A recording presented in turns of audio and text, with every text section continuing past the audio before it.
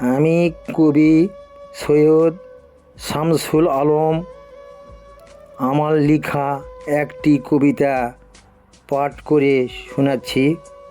কবিতার শিরোনাম স্বর্গের আলো। সৎকর্ম সৎ কাজ, অসৎ কর্ম কর পরিহার।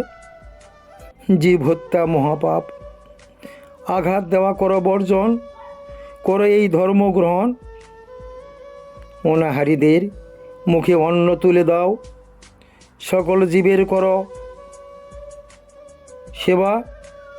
সৃষ্টিকর্তার গুণ কীর্তনে থাকতে হবে মাতোয়ারা।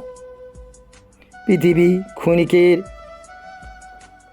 পরীক্ষা খেলাঘর, সত্যবাদী হয়ে চলো।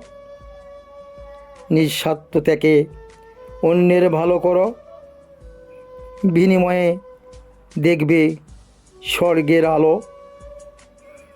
কয়দিনের পরীক্ষায় যদি করো ভুল, কোনো দিন সুযোগ পাবে না, কেঁদে কেঁদে হবে আকুল।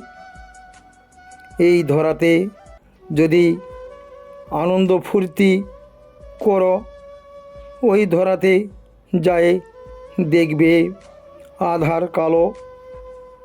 ও মানুষ, সময় থাকতে হও ভালো, সংক্ষিপ্ত।